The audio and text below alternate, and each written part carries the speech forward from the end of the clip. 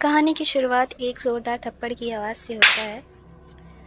यहाँ एक घमंडी औरत दिखाई जाती है जिसका नाम ईरा है। किस गधे ने तुम्हें इस तरह के कपड़े पहनने की इजाज़त दी है? और अगले ही पल ईरा बड़ी ज़ोर से चिल्लाते हुए बैकग्राउंड में मेड को कहती है, कैंची लेके आओ। ईरा बड़े ही चिढ़ते हुए और मेन लीड हमारी फीमेल जो होती है उसके कपड़े काटने की और फाड़ने की आवाज़ आने लगी। हाँ, अब मेरे चिद्दीन को चैन आया।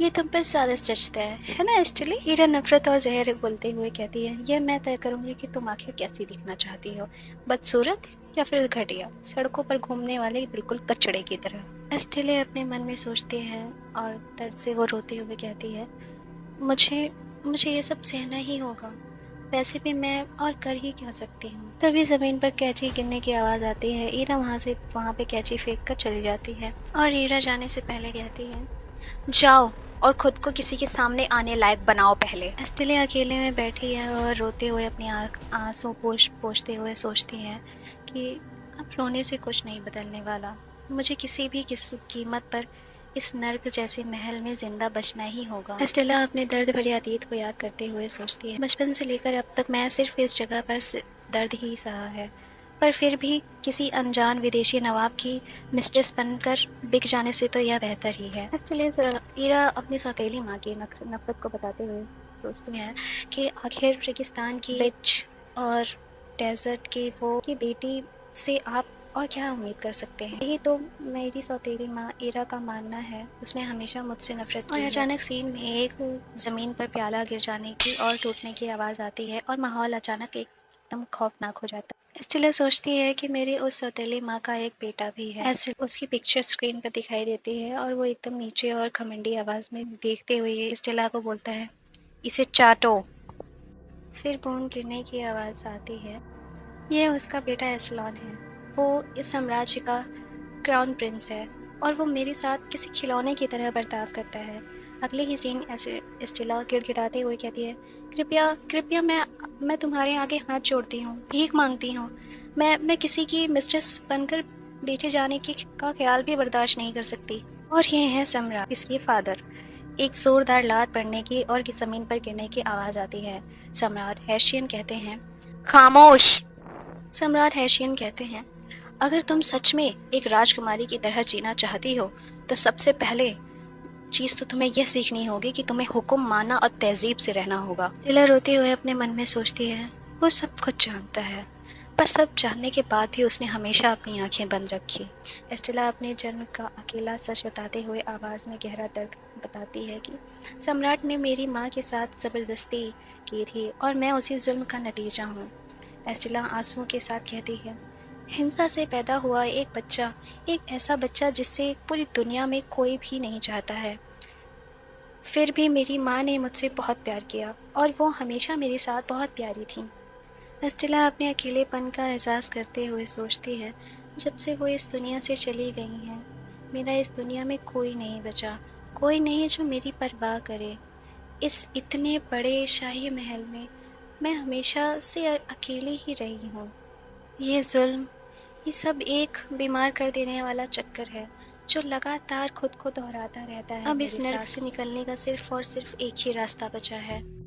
कहानी अब अंधेरे से निकलकर बर्फ से ढकी एक सर्द रात में आती है। एस्टेला खुद को एक लंबे क्लॉक में ढककर लपेट लेती है। वह खुद को कपड़े में लपेटकर और फिर बर्फ में चलने की आवाज़ आने लगती है। वो बर्फ की ओर जाती है। मिडविंटर के पूरे चांद की रोशनी में बर्फ का वो महल जहाँ पर शैतान सोता है वो आसमान में नज़र आता है।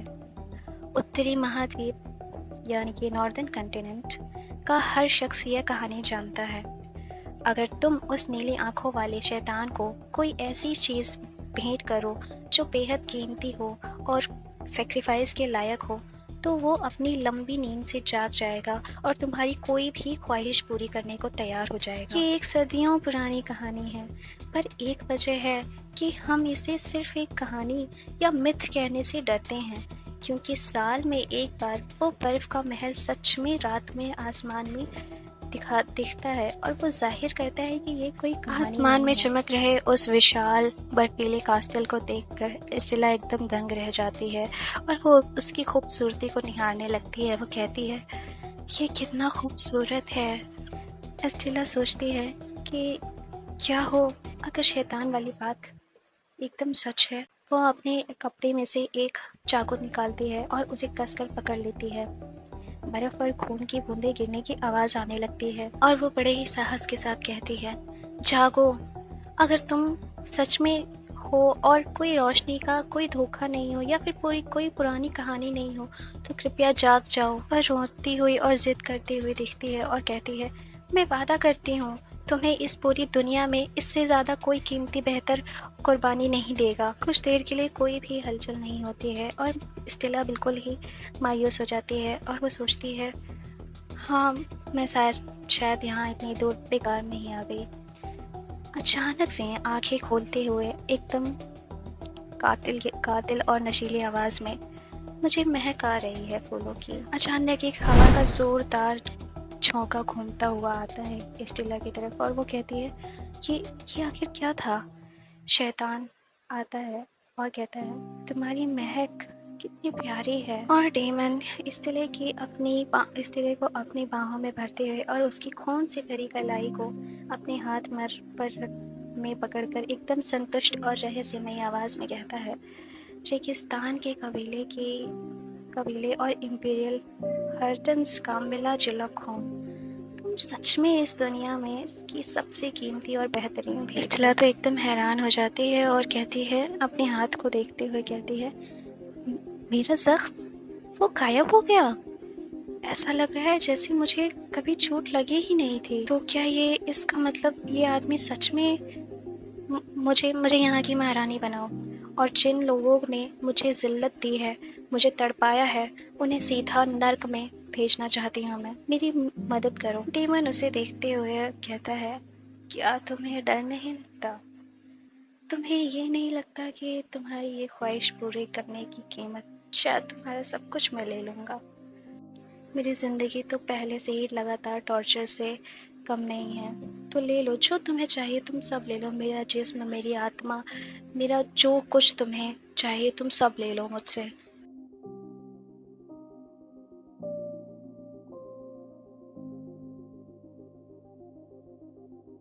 सदियों से नॉर्दर्न कॉन्टिनेंट पर राज करने वाला हर्टन साम्राज्य, बर्फ़ और ठंड का देश, यहाँ कभी किसी बाहरी हमले का डर नहीं था। इसलिए ये शाही खानदान पूरी तरह से ऐश और भ्रष्टाचार में डूब गया था। उनके सुनहरे कल की शान कब की मिट्टी में मिल चुकी थी और बची थी तो सिर्फ एक गुमनाम राजकुमारी, जिस पर इस साम्राज्य की सड़ी हुई बदबू छाई हुई थी। वो राजकुमारी मैं हूँ, एस्टेला दी हर्टन। शिफ्ट होता है, सुबह का नज़ारा दिखाया जाता है। एस्टेला बड़ी अचानक से और चौंक कर उठती है। ये क्या हुआ? एस्टेला बिस्तर से उठते हुए खुद को संभालने की कोशिश करती है और वो खुद को समझाती है कि कल रात बर्फ़ का मैदान और वो बर्फीला तूफान मुझे पूरी तरह याद है। एस्टेला चलकर खिड़की की तरफ जाती है और वहाँ देखते ही उसकी आंखें फटी की फटी रह जाती हैं। एस्टेला सोचती है, ये तो नामुमकिन है। आइस कास्टल तो साल भर में सिर्फ एक बार दिखता है, पूरे चांद की रोशनी में, और सूरज निकलते ही गायब हो जाता है। तो फिर ये अब तक क्यों दिख रहा है? एक हवा की तेज़ भंवर आती है और उसे पिछली रात की सारी चीज़ें याद आने लगती हैं। मुझे याद आ रहा है, वहाँ बर्फ़ पर नीली गुलाब खिले हुए थे। उसकी खुशबू अभी तक मेरी सांसों में आ रही है। और वो नीली तीखी आंखों वाला आदमी, उसने कहा था, तुम्हारे नए नर्क में तुम्हारा स्वागत है एस्टेला।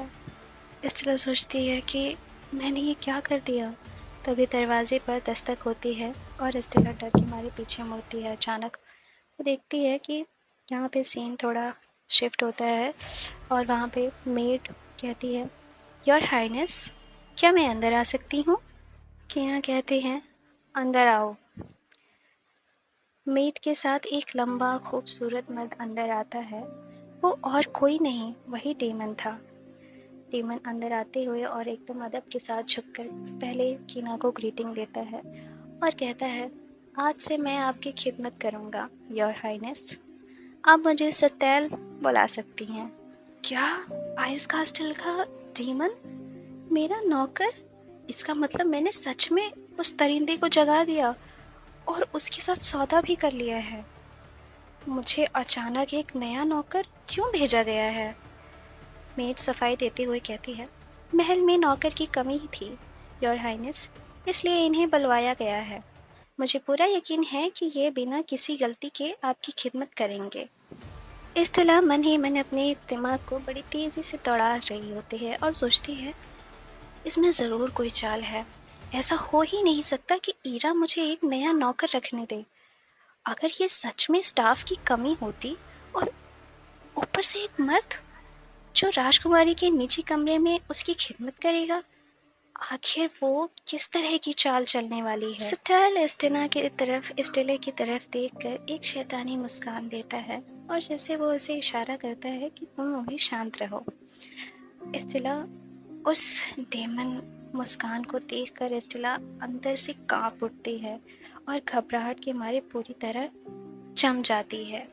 स्टेला अभी के लिए तो शांत हो गई है, पर वो मन ही मन एकदम बेचैन है कि आखिर अब आगे होने वाला क्या है।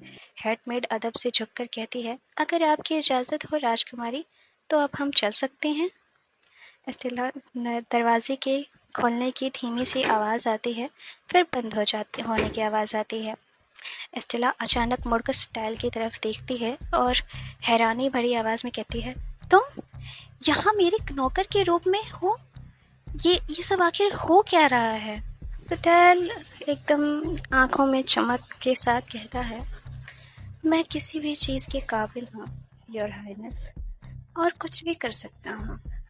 अगर मेरा मकसद आपके पास रहना है और आपकी मदद करना है तो उसके लिए इससे बेहतर किरदार और क्या ही हो सकता है। एस्टेला घबराहट में पीछे हटती है और कहती है, तुम्हें देखकर ऐसा नहीं लगता कि तुम्हें ये नौकर और मालिक का खेल कोई खास पसंद आ रहा है। सटाल तेज़ी से आगे बढ़ता है और स्टेला को पकड़कर उसे दीवार की तरफ ले जाता है और स्टेला हैरान और गुस्सा होकर कहती है, तुम्हारी हिम्मत कैसे हुई?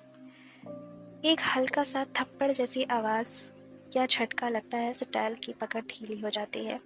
सटाल एकदम भारी और नशीली आवाज़ में कहता है, तमीज़ से पेश आओ वरना। स्टेला को उसकी ओर आते हुए और उसकी धड़कन तेज़ हो जाती है।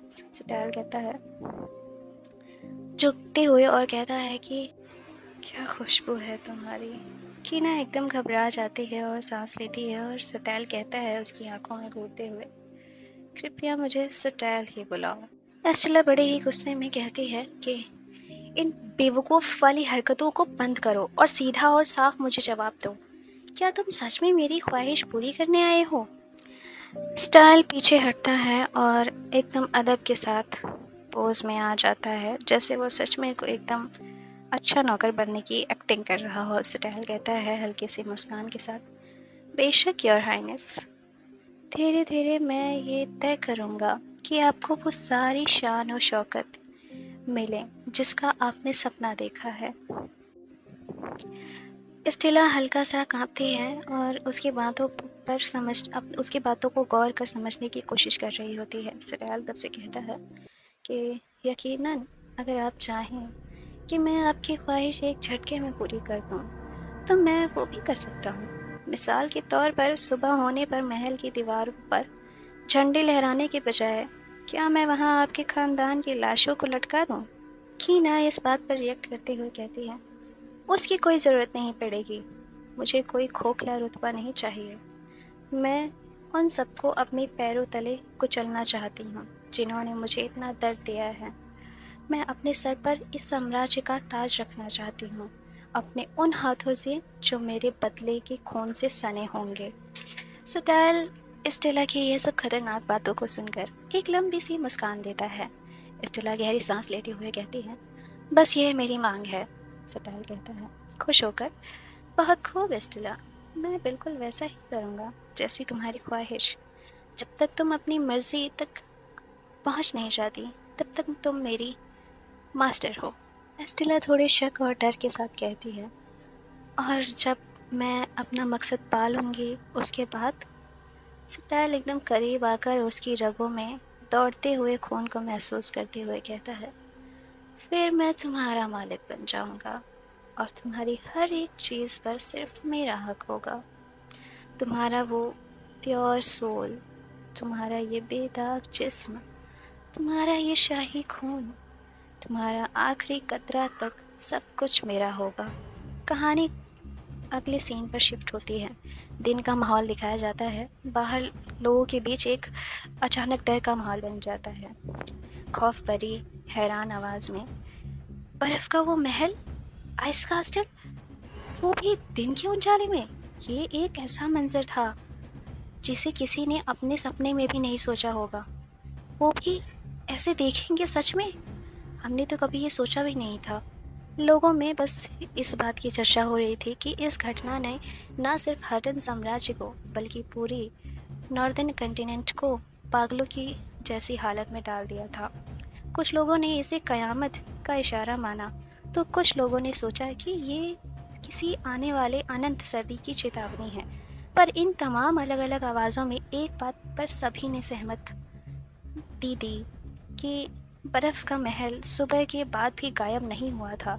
यह यकीनन एक बहुत ही अशुभ संकेत था। सीन शिफ्ट होता है और दरबार में एक खूबसूरत मर्द उठता है। उसके चेहरे पर चालाकी भरी मुस्कान है। काउंट बेलवर ये हैं। महाराज, हम सीधे तौर पर आइस कास्टल को दिखने को एक शुभ संकेत क्यों नहीं घोषित कर देते? सम्राट हैशियन कहते हैं। कौन बोल रहा है? काउंट बेलवर? आइस कास्टल की अफवाहें प्राचीन काल से चल रही हैं। यकीनन अगर शाही परिवार इसे एक शुभ संकेत घोषित कर देता है तो सारा विवाद थम जाएगा। दरबारी सभी बात करते हुए कहते हैं। काउंट बेलवर हमेशा की तरह काउंट बेलवर कितनी अक्लमंदी से बात करते हैं। एक बेहतरीन सुझाव, योर ग्रेस। महाराज, काउंट बेलवर की बात में दम है। ये सच में एक बढ़िया आइडिया रहेगा। काउंट बेलवर, सम्राट हैशियन कहते हैं खुश होकर। ठीक है, हम आइस कास्टल को एक शुभ संकेत घोषित करेंगे। दरबारी आपस में बात करते हैं और कहते हैं, आइस कास्टल का आना भले ही शुभ संकेत कैसे हो सकता है? खैर, इससे बेहतर और कोई रास्ता भी तो नहीं है हमारे पास। क्या वो नीली आंखों वाला डेमन जाग गया है? और यहाँ सीन शिफ्ट होता है। काउंट बेलवर बिल्कुल दरबार से निकलते हैं और हल्के कदमों की आवाज़ आती है। एक दरबारी उन्हें रोकने की कोशिश करता है। दरबारी, योर ग्रेस, आप कहाँ जा रहे हैं? मैं आपसे एक ज़रूरी मामले के बारे में थोड़ी बातचीत करना चाहता हूँ। काउंट बेलवर हल्के से मुस्कुराते हुए कहते हैं, आह, खेद है, एक ज़रूरी काम आ गया है, मुझे चलना चाहिए। काउंट वहाँ से चलते हैं और दरवाजे की हल्की सी आवाज़ आती है। वह दरवाज़ा खोलकर आलीशान कमरे में दाखिल होते हैं। महारानी ईरा दरवाज़ा खोलते ही खुशी से भरी हुई आवाज़ में कहती, काउंट बेलवर, तुम सब हमें अकेला छोड़ दो, मुझे तुम्हारी बहुत याद आई। काउंट बेलवर भी बड़ी मुस्कान के साथ कहता है, आखिर क्यों नहीं, एक लंबा वक्त बीत गया माय एम्प्रेस। महारानी ईरा बड़ी ही नखरे के साथ कहती हैं, मैंने तुम्हें कहा था ना, जब हम अकेले हों तो इन सब तकल्लुफ़ की ज़रूरत नहीं है। काउंट बेलवर कहते हैं, क्यों? क्या मैं तुम्हारे दिमाग पर छाया हुआ हूँ? वैसे एसलॉन कैसा है आजकल?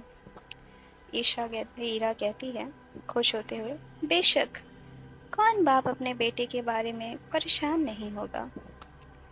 ओह, तुम भी ना। क्राउन प्रिंसेस अब असलियत का पर्दाफाश करते हुए कहती हैं, सोचती हैं, क्राउन प्रिंस एसलाम, एक बेटा जो सम्राट हैशियन का नहीं बल्कि काउंट बेलवर की औलाद है।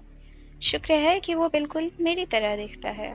महारानी ईरा, पर अब मुझे उस बदतमीज़ औरत को उस साफ खून की निशानी लेकर घूमते हुए देखना पड़ रहा है, जिसका हक मेरे प्यारे एसलॉन को कभी नहीं मिला। उसकी चमकती सुनहरी जुल्फ़ें और हरे रंग की आंखें ये साफ साबित करती है कि उसकी रगों में हर्टन खानदान का शाही खून बहता है। वो तुच्छ रेगिस्तानी लड़की, किसी को तो इससे सही तमीज़ सिखानी पड़ेगी।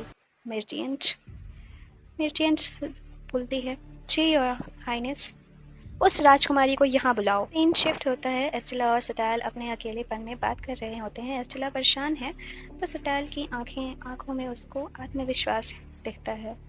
एस्टेला हिचकिचाते हुए सटाइल की तरफ देखती है और कहती है, तो अब से तुम मेरे साथ हमेशा रहोगे, मेरे सर्वेंट के रूप में? सटाइल बड़े गंभीर और आत्मविश्वास के साथ कहता है, बेशक, अब हम कभी अलग नहीं होंगे। एस्टेला कहती है चिंता मेरी आवाज़ में, लेकिन एक आदमी जिसके पिछले इतिहास किसी को ना मालूम हो, वो महल में एक नौकर बनकर कैसे रह सकता है?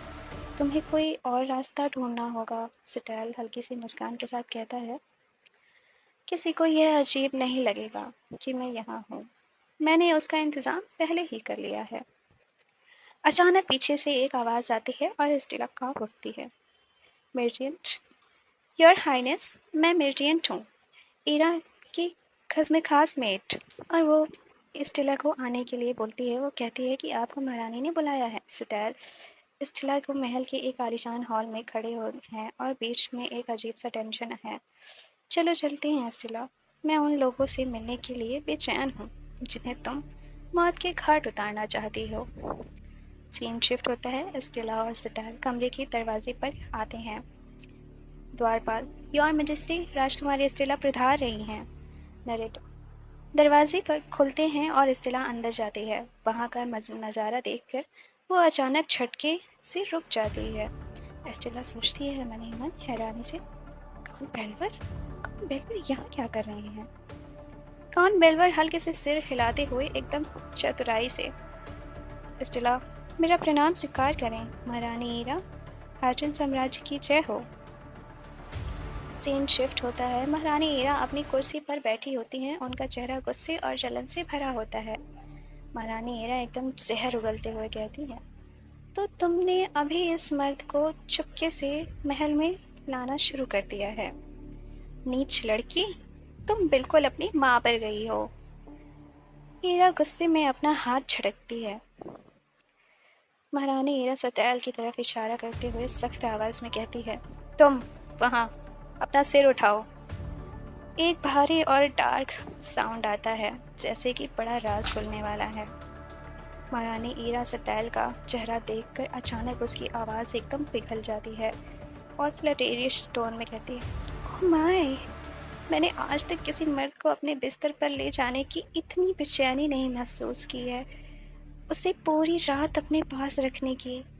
ये आला दर्जा का मर्द, वाह, तुम्हारे साथ बिल्कुल नहीं जचता है। लड़की, कौन है ये? एस्टेला कहती है, ये सर्वेंट है जिसे हाल ही में राजकुमारी के महल में काम पर रखा गया है। महारानी ईरा हाथों को छूते हुए कहती है शातिर मुस्कान के साथ। रात के अंधेरे में प्रिंसेस एस्टेला शांति से बैठकर पढ़ रही थी। ये पहली बार है जब मैं महारानी के महल से बिना किसी मुसीबत से बाहर निकली हूँ। तभी पीछे से एक डार्क फिगर की एंट्री की आवाज आती है और माहौल अचानक टेंस हो जाता है। प्रिंसेस देखती है उसे। वहां सटाइल होता है। सटाइल से वो कहती है, तो क्या तुम महारानी को अपने हुस्न के जाल में फंसाने वाले हो? सटाइल कहता है, जरूरत पड़ी तो हाँ बिल्कुल। थोड़े भारी कदमों से पास आते हुए, क्या मेरे तरीके आपको थोड़े असभ्य लग रहे हैं राजकुमारी जी? मैंने कसम खाई थी कि मैं आपको महारानी बनाऊंगा, और मैं ये कैसे करता हूँ ये बिल्कुल भी ज़रूरी नहीं है, क्यों एस्टेला? फिर सटाइल पास आता है और प्रिंसेस के चिन को पकड़कर अपने पास करते हुए कहता है बड़े अदब से, क्या ये आप ही नहीं थी जिसने कहा था कि उन्हें सिर्फ मार देना ही काफ़ी नहीं होगा? क्या आपने मुझे इसलिए नहीं जगाया था क्योंकि आप उन्हें अपने साथ नर्क की आग में झोंकना चाहती थी? माहौल में ठंडक। प्रिंसेस बिना डरे तीखी नज़रों से उसे देखती हुई कहती है, जब तक अंजाम वही है जो मैं चाहती हूँ, मुझे इस बात से कोई फ़र्क नहीं पड़ता कि तुम कौन सा रास्ता चुनते हो। लेकिन एक बात याद रखना, मेरे गुलाम बनकर जाने का फ़ैसला तुम्हारा था, इसलिए तुम्हें हमेशा वही करना होगा जो तुम्हारी राजकुमारी का हुक्म होगा। सटाइल तो जैसे उसकी इस बात से बड़ा ही खुश हो जाता है और कहता है, जी जैसा आप कहें मेरी मालकिन। सर्वेंट चुप कर कहता है और प्रिंसेस सोचती है, क्या मैं पागल हो रही हूँ या इस कमबख्त को इसमें सच में मज़ा आ रहा है? पता नहीं कैसा शैतान है ये। सतैल कहता है, तो फिर आपके पास महारानी को फंसाने की क्या कोई वजह है? महारानी बनने के लिए लोगों के साथ चाहिए और उसके लिए महारानी और काउंट पेल्वर का गठबंधन तोड़ना होगा। आपकी पहली प्रायोरिटी यही होनी चाहिए, है ना? प्रिंसेस कहती है, वो गठबंधन इतनी आसानी से नहीं तोड़ने वाला। ये एक खुला राज है कि काउंट बेल्वर और महारानी ईरा का चक्कर चल रहा है और सम्राट जानते हुए भी अनजान बने रहते हैं। सिर्फ ईरा को निशाना बनाने से कुछ नहीं होगा। हम दोनों को साथ में मिलकर कुछ ना कुछ करना होगा। महारानी को मैं देख लूँगी और काउंट बेल्वर को तुम संभालना। फिर प्रिंसेस कहती है, ये नामुमकिन है।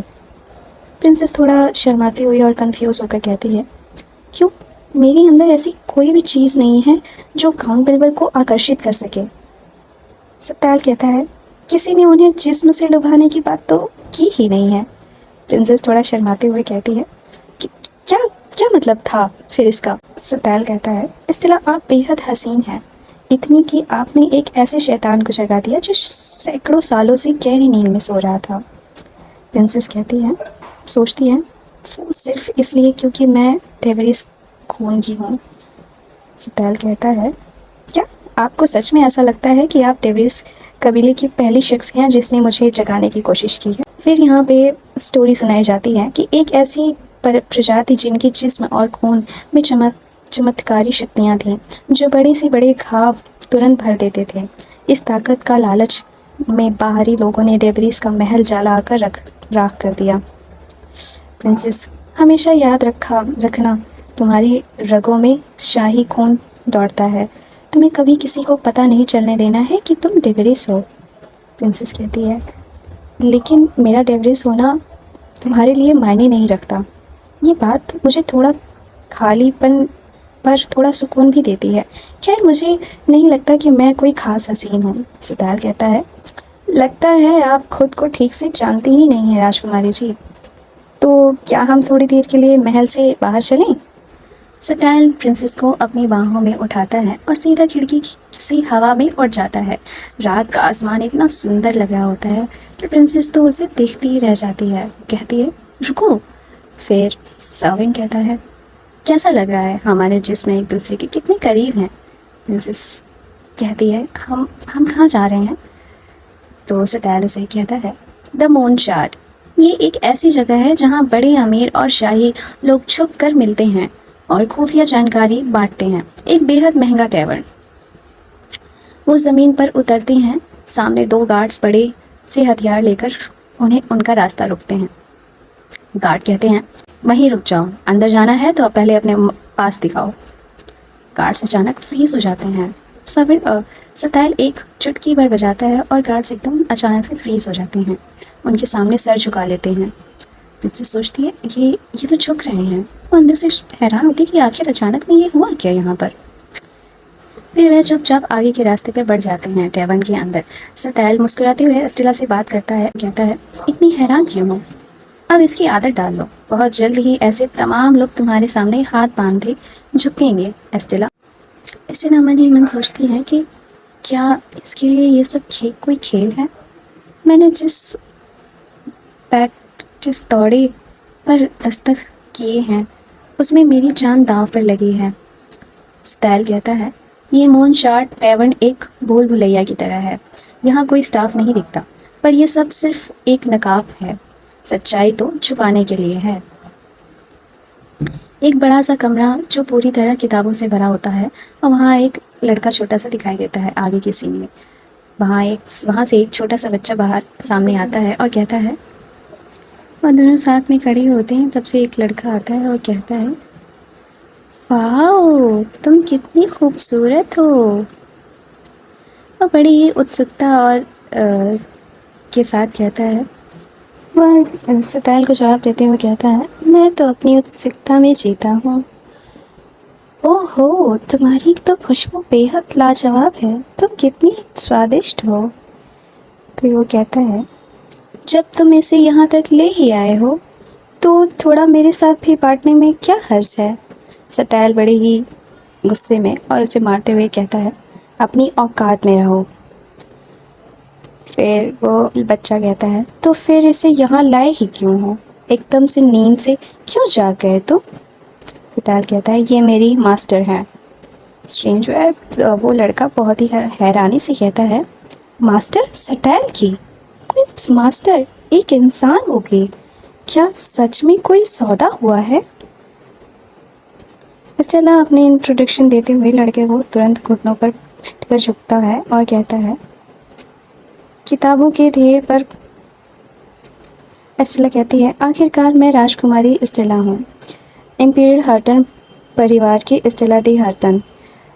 स्ट्रेंज बॉय भी झुककर उसे ग्रीटिंग देते हुए कहता है, हर्टन साम्राज्य की जय हो राजकुमारी जी। स्टेला कहती है, मैंने तुम्हें on the verge of death किताब पकड़े हुए देखा। मैं वो पढ़ चुकी हूँ और ये द एपोकलिप्स रिलेशन है भी। स्ट्रेंज बॉय कहते हैं, वाह, तुमने तो ये सब पढ़ी है। इतने सालों बाद किसी से किताबों पर ऐसी बातें करके मज़ा आ गया। वैसे राजकुमारी जी, आप सच में बेहद स्वादिष्ट हैं। आपकी महक तो काफ़ी नशीली है। स्टेला कहती है, जैसा कि मैंने सोचा था, तुम भी कोई इंसान नहीं हो, है ना? लड़का बड़ा ही मुस्कुराता है और मुस्कुराते हुए वो कहता है, हाँ, लगता है मैंने कुछ ज़्यादा ही जाहिर कर दिया। चलो ठीक है, मेरा नाम रो है और मैं इस मून शर्ट का असली मालिक हूँ। रो अपनी असली रूप में आते हुए कहता है, अब तो मैंने अपने आप को पूरी तरीके से आपके सामने इंट्रोड्यूस कर ही दिया है, तो क्या अब आप इस सटैल को छोड़कर मेरे साथ सौदा करना चाहेंगी? सटैल कहता है, मैंने कहा अपनी औकात में रहो। वो उसे अपनी कांटों भरी गुलाब की जंजीरों से बांध कर गिरा देता है। जो कहता है, आह, मजाक में कर रहा था मैं। सटैल कहता है, काउंट बेल्वर के बारे में जानकारी निकालो और हाँ, एक राजकुमारी के लायक बेहतरीन ड्रेस और गहने ढूंढो अभी के अभी। इतना कहते ही सटैल और स्टेला वहाँ से निकलते हैं। रोज सर झुकाकर उन्हें विदा करता है। सटैल के चेहरे पर एक जीत वाली मुस्कान होती है। सटैल जिस काम के लिए आए थे वो हो ही गया था, अब वापस चलते हैं। रो कहता है प्रिंसेस को देखते हुए, उम्मीद है हमारी मुलाकात जल्दी होगी राजकुमारी जी। मून शार्ट के दरवाजे हमेशा आपके लिए खुले हैं। प्रिंसेस कुछ नहीं कहती, वो थोड़ा ब्लश करती है और नीचे अपनी नज़रें झुकाते हुए आगे निकल जाती है। फिर सटैल और प्रिंसेस दोनों ही टेलीपोर्ट होकर वापस अपने महल में आ जाते हैं। अपने कमरे में आते हैं। सटैल बड़े प्यार से स्टेला के बाल बना रहा होता है। माहौल अब थोड़ा शांत और सही लग रहा होता है। सटैल बिल्कुल रिलैक्स और स्मूथ साउंड कर रहा होता है। स्टेला कहती है, एक ही रात में 2 बार टेलीपोर्ट का जादू झेलना किसी भी इंसान के लिए थोड़ा ज़्यादा है। स्टेला कहती है, तो वो था मून शार्ट का असली मालिक, एक शैतान। पर एक शैतान अपना वक्त इंसानों के बीच क्यों बिता रहा है?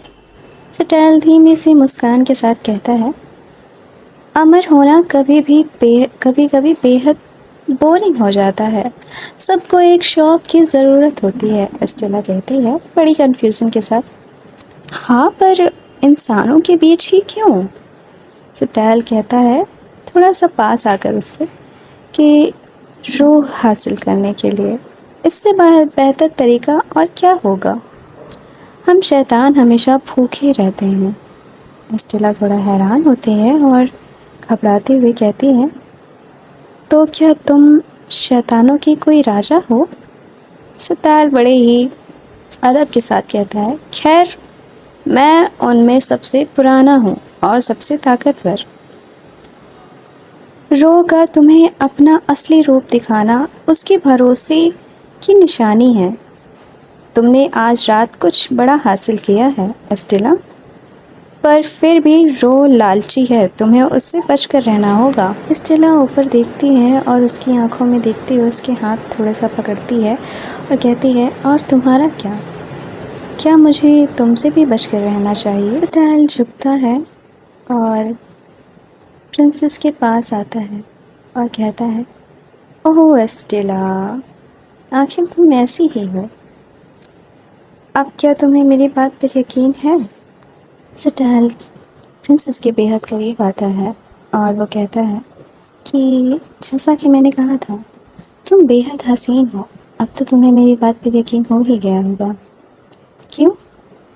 प्रिंसेस ब्लश कर रही होती है और वो इतनी हैरान होती है, वो एकदम खो जाती है उसकी आँखों में और उसके मुँह से एक शब्द भी नहीं निकलता है। और यहाँ पर सीन शिफ्ट हो जाता है। अगला ही सीन शिफ्ट होता है और बर्फीला महल दिखाया जाता है सीन में। हालांकि बर्फ़ का महल सामने आ गया था, लेकिन असल में कुछ भी बदलाव हुआ प्रतीत तो नहीं हो रहा था। उत्तरी महाद्वीप में जो उन्माद फैल गया है कि आखिरकार वह शांति हो गया है। हालांकि इसके पीछे शायद यह वजह था कि बर्फ के महल को एक शुभ शकुन माना गया है। इसका हर समय दिखाई देते रहना किसी तरह के हर्ट्रन साम्राज्य की असीम महिमा का एक जटिल प्रतीक बन गया था। इसके प्रकट होने का असली कारण अभी सामने आना बाकी था। यहाँ सीन शिफ्ट होता है। स्टेला शांति से बैठकर किताब पढ़ रही थी, पर उसका ध्यान तो कहीं और ही था। ध्यान ना होने के कारण किताब के पन्ने से उसकी उंगली कट जाती है और वो सोचती है, आह, कल उस रात को वो जो किस था वो बस एक जज्बात था। उसने मुझे पीछे हटने का पूरा मौका दिया था, पर मैं पीछे नहीं हटी। मुझे अब तक नहीं पता क्यों, जब तक मेरा दिमाग कुछ समझ पाता है, मैं उसे किस कर चुकी थी।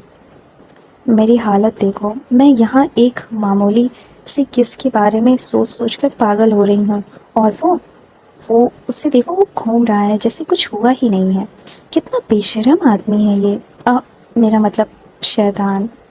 उस रात के बाद से सतैल ने खुद को मेरे महल के कामों में ऐसे झोंक दिया जैसे वो सच में मेरा कोई असली नौकर हो।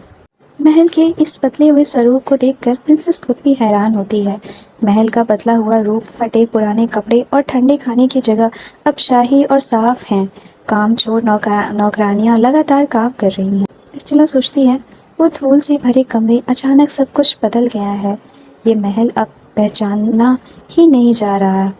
और सबसे बड़ी बात, महारानी ईरा ने मुझे बुलाना भी बंद कर दिया है। पहले जब भी वो बोर होती थी मुझे बुला लेती थी, पर अब उसकी एक खामोशी मुझे डरा रही है। मुझे लगता है ये स्टाइल की वजह से है। ईरा उस पर पूरी तरह फिदा हो चुकी है।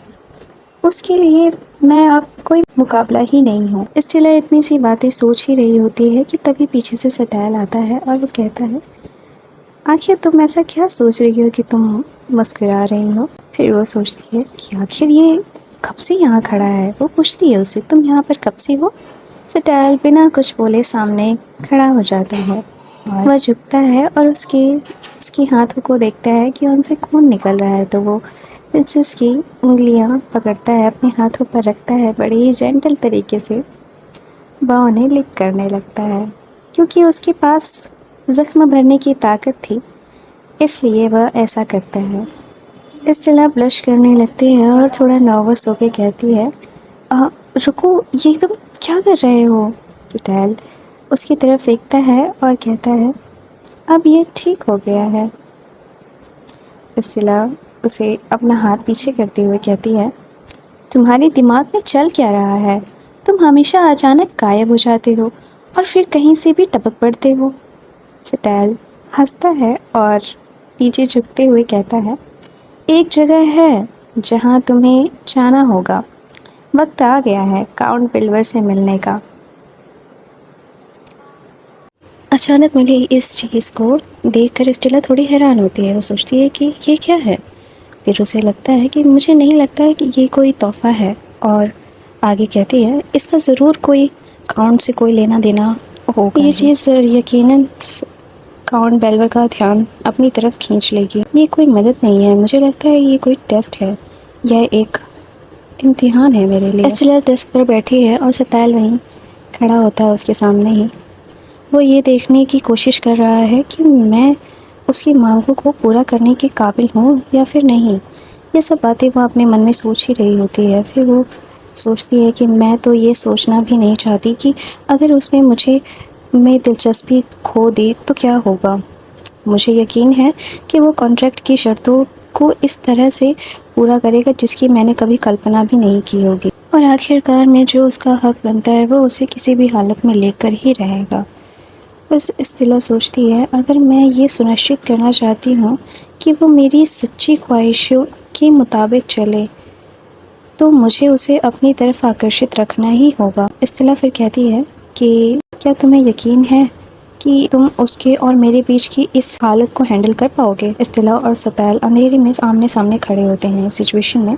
सतैल थोड़ा सा पॉज लेता है और रुककर स्टेला की तरफ देखता है। वो हल्की सी स्माइल देता है और कहता है बिल्कुल। फिर सतैल कहता है जैसे तुम्हारी इच्छा, तुम वो कर सकती हो स्टेला। फिर सीन शिफ्ट होता है एक आलिशान जश्न जहाँ हर चेहरा किसी नकाब के पीछे छिपा था, पर दिल की गहरी बातें और साजिशें कहाँ छुपी हैं।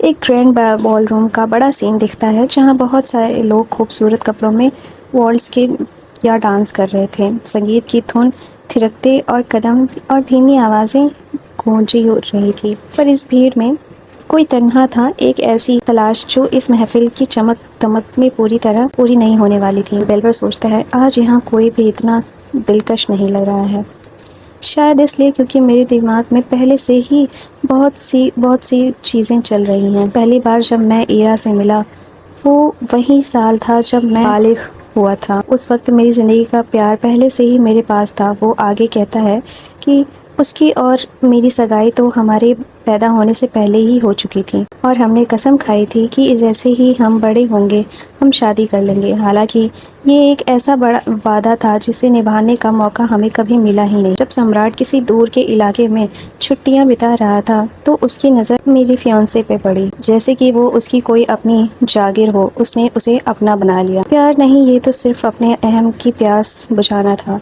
जिसका बोझ के मासूम को उठाना पड़ा। बदनामी को बर्दाश्त न कर पाने की वजह से उसने एक आखिरी और भयानक फैसला ले लिया। टूट चुका वो आदमी ज़मीन पर बैठा होता है। दरवाज़ा खोलता है और वहाँ दिखाया जाता है कि वो कदमों पर अपने घुटनों पर बैठा होता है और रो रहा होता है जहाँ पे उसकी फियांसे ने सुसाइड कर लिया। और के बीच एक नई औरत की आवाज़ आती है जो कहती है, ये कोई और नहीं ईरा ही थी, जो कहती है मुझे लगता है मैं तुम्हारी कुछ मदद कर सकती हूँ। टूट चुका वो आदमी ज़मीन पर बैठा और दरवाजे पर एक औरत डार्क कपड़ों में मुस्कुराती हुई उसे दिखती है। आदमी अंधेरे में बैठा है और महारानी उसके सामने रोशनी में खड़ी होती। दोनों के बीच की गठबंधन बन रहा होता है। मेरा और महारानी का मकसद एक ही था, सम्राट हेस्टियन को से बदला ले। मैंने उसके साथ हाथ मिलाया और मैं उसका प्रेमी बन गया। आदमी सोचता है मैंने अपना खुद का बीज होकर उस महान शाही खून को मैला कर दिया। बैकग्राउंड में चर्च का महल दिखाया जाता है जहाँ चित्र जिस पर खून के छींटे पड़े हुए होते हैं। एसिलोन, मेरे और ईरा के रिश्ते से पैदा हुआ बच्चा, इस साम्राज्य का युवराज बन गया। हालांकि मेरे लिए सिर्फ इतना काफ़ी नहीं था। अपने बदले को मुकम्मल करने के लिए मुझे उस ताकत के दिल पर ही वार करना था। ईरा के साथ मेरा रिश्ता सिर्फ एक सौदे की तरह था। मुझे इन सब चीज़ों की आदत हो गई थी, लेकिन अब वो नीली आंखों वाला नौकर वहाँ आ गया है। यहीं क्लोजअप दिखाया जाता है सतैल का, जिसके बारे में वो सोचकर थोड़ा गुस्सा होता है और सोचता है बाहर के इलाकों से आया एक छोटा नोबल जो बेहद खूबसूरत है, वो राजकुमारी के महल में उसके खास सेवकों में शामिल हो गया है। और जब से ईरा की नज़र उस पर पड़ी है उसने मुझे एक बार भी नहीं बुलाया। कुर्सी पर आराम से बैठी ईरा का सीन यहाँ दिखाया जाता है। वैसे तो मैं उसकी हर फरमाइश पूरी करते करते थक चुका था, फिर भी ये ठीक नहीं है मेरे लिए। आदमी का चेहरा थोड़ा टेंस और सोच में डूबा हुआ होता है और उसी भारी महफिल में अचानक वक्त पीछे मुड़ गया होता है। एक औरत सुनहरे बाल उड़ते हुए दिख रही होती है, आदमी के ठीक सामने से तेज़ी से गुजरती है। वो उसे बड़ी आंखों से देखने लगता है। उसका आदमी हाथ में ड्रिंक लिए मुड़ता है और देखता है कि वही सुनहरे बालों वाली औरत मास्क और डार्क ड्रेस में पीछे की तरफ चली जा रही है। उसने उसे पीछे मुड़कर देखा और उसके बाद उस सुनहरे बालों वाली औरत का क्लोजअप दिखाया जाता है। आदमी शौक में सोचता है वो उसका कहीं और ध्यान नहीं गया, उसका सिर्फ उस नेकलेस पे ध्यान गया। उसके मुँह से सिर्फ एक ही बात निकलती है, वो नेकलेस। बेलवर सोचता है कोई गलती नहीं हो सकती है, मैंने खुद उसे यह तोहफे के रूप में दिया था। अपनी छोटी सी तनख्वाह से पैसे जोड़कर इसे खरीदने में मुझे सालों लग गए थे। जब मैंने इसे उसे दिया था वो खुशी से झूम उठी थी। यहाँ पे वो अपने लवर के बारे में सोच रहा होता है और ये नेकलेस वही था जो उसने उसे तोहफे में दिया होता है। सुनहरे बाल में वो पीछे मुड़ती है उसकी यह बात सुनकर और वो बेलवर उसे खोज रहा होता है। भीड़ के अनजान में मिले हुए ये लफ्ज़ एक धोखे से ज़्यादा लगता है। वो सुनहरे बाल वाली औरत कहती है मैं यहाँ आपसे ही मिलने की उम्मीद में आई थी काउंट बेलवर। औरत थोड़ा करीब से दिखती है, उसका चेहरा मास्क से ढका होता है पर वो फिर भी बेहद खूबसूरत लग रही होती है। काउंट बेलवर कहता है कि हाँ, तुम और इस राजधानी की बाकी हर औरत। काउंट बेलवर बड़ी ही मुस्कान के साथ कॉन्फिडेंस में कहता है अगर तुम मेरे साथ एक रात गुजारने की उम्मीद में हो तो मैं खुशी खुशी ये तुम्हारी ख्वाहिश पूरी कर दूँगा, लेकिन पहले तुम्हें मुझे बताना होगा कि ये नेकलेस तुम्हें कहाँ से मिला। हाँ, ऐसा मैंने पहली बार सुना है। फिर वो आगे कहती है, फिर वो पूछते हुए कहती है कि क्या ये नेकलेस तुम्हारे लिए इतना मायने रखता है। जवाब देने में कोई हिचकिचाहट नहीं की क्योंकि खेल अभी तो शुरू ही हुआ था। काउंट बेलवर कहता है, हाँ रखता है। क्या तुम इसे वापस देना पसंद करोगी। औरत जवाब देती है, क्यों ना हम इसके लिए एक खेल खेलें। जो हारेगा उसे जीतने वाले की एक ख्वाहिश पूरी करनी होगी। शर्त बड़ी थी लेकिन बेलवर को अपने ऊपर बड़ा ही कॉन्फिडेंस था कि आखिर क्यों ना हो, क्योंकि वो इतना शातिर जो है। वो सोचता है कि ये तो मेरे लिए बड़ी छोटी सी बात है। वो तुरंत राजी हो जाता है। वो कहता है, कोई भी ख्वाहिश। औरत आगे कॉन्फिडेंस होकर कहती है, हाँ कुछ भी। किस तरह का खेल। फिर औरत कहती है, जवाब देते हुए कहती है, एक अंदाज़ा लगाने वाला खेल। मैं तुम्हें 3 क्लूज़ दूंगी और 3 मौके में मेरी पहचान तुम्हें जानने के लिए तुम्हें मेरी पहचान बताना होगा। अगर तुम जीत जाते हो तो तुम जो कहोगे मैं वो करूँगी। इस बात पे काउंट बेलवर बहुत ही कबूल करता है और बड़ी खुशी से वो कहता है कि ठीक है, ये अच्छा है। वैसे आगे औरत कहती है, तुम्हारे पहले क्लू के लिए मैं तुम्हें बताना चाहती हूँ, मैं कोई ऐसी हूँ जिसे तुम पहले से जानते हो। और इतना जवाब सुनते ही जैसे बेलवर की आंखों में चमक आ जाती है। वो सोचता है कि आखिर ऐसा कौन हो सकता है। मैं बहुत सी औरतों को जानता हूँ, उनमें से इतने सुनहरे बाल किसकी हैं। और फिर वो अपना गेस लगाता है, क्या तुम लेडी एनरिका हो। और अब जवाब देती है, नहीं। और औरत अपना दूसरा क्लू देती है और कहती है, तुम्हारे दूसरे क्लू के लिए मैं वो हूँ जिसे तुमने बिल्कुल अभी अभी कुछ समय पहले ही देखा है। अब यहाँ पर काउंट बेलवर बहुत ही गहरी सोच में पड़ जाता है कि अभी अभी, हे भगवान, स्टेला नहीं, ऐसा तो बिल्कुल नहीं हो सकता। उसकी पर्सनैलिटी और इस औरत की पर्सनैलिटी काफ़ी अलग है। दोनों की शख्सियत बिल्कुल अलग है। आदमी कहता है कि वैसे भी मुझे नहीं लगता कि मेरी उस लड़की के साथ कभी ठीक से बात भी हुई है। और यहाँ हार उसके करीब थी और वक्त भी हाथ से फिसल रहा होता है। आदमी कहता है, मुझे लगता है मैं अभी भी उलझन में हूँ। क्या मुझे तीसरा क्लू मिल सकता है। औरत कहती है, तो तुम्हारा तीसरा क्लू ये है कि जैसे वो इतना बोलती है उसकी तेवर और उसकी निगाहों में ऐसी खबर छिपी हुई थी। औरत सोचने लगती है, आखिर ये क्या देख रहा है। फिर भी वो अपनी बात को आगे बढ़ाते हुए कहती है, मैं एक ऐसी शख्स हूँ जो तुम्हारी ख्वाहिशों को हकीकत में बदल सकती है। आदमी बड़ा हैरान होता है और वो कहता है, आखिर तुम क्या कहना चाहती हो। मेरी ख्वाहिश क्या है। तुम मेरी ख्वाहिश के बारे में जानती हो। तो वो आगे से कहती है, बड़े ही आखिरी सवाल पूछती है कि क्या तुम्हें उस तख्त की चाह नहीं है। मतलब कि यहाँ पे थ्रोन की बात हो रही थी, मतलब और इतनी बात सुनते ही जैसे काउंट बेलवर के तो पसीने छूटने लगते हैं। वो सोचता है कि आखिर मेरी इस ख्वाहिश के बारे में कोई कैसे ही जान सकता है। शुरुआत से लेकर अब तक मैं बस यही बनकर रह गया था। मैंने एक बार भी उसकी छाया से बचने का ख्वाब तक नहीं देखा। यहाँ पर वो ईरा के बारे में बात कर रहा होता है। कहता है, तो आखिर इस औरत ने कैसे ये जान लिया। खेल को बीच में छोड़ना उसकी फितरत नहीं थी, पर वक्त ने नया रुख ले लिया। औरत अपने कदम पीछे करते हुए कहती है, मैं बस यही उम्मीद करती हूँ कि तुम किसी नए रास्ते के बारे में सोचोगे, तो फिर हम अपना ये खेल किसी और वक्त पूरा करेंगे, है ना। इतना बोलते ही वो औरत पीछे की बालकनी के पीछे हटने लगती है और वहाँ के लिए घूम जाती है। वो जा रही थी एक ऐसी उम्मीद छोड़कर जिसका अंजाम अभी भी तय नहीं था। औरत और पीछे हट जाते हुए कहती है, हम जल्दी ही दोबारा मिलेंगे। आदमी कहता है, रुको।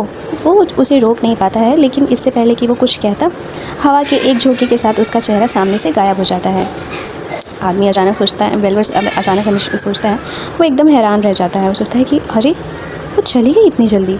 सतायल और स्टेला एकदम क्लोज़अप के सीन में होते। सतायल उसे पकड़ा हुआ रहता है। स्टेला थोड़ी हैरान और थोड़ी घबराई हुई उसकी तरफ देखती है और एक आहिस्ते से कदम के साथ जब उसके कदम ज़मीन पर पड़े तो खामोशी में बहुत कुछ कह जाने का वक्त आ चुका था।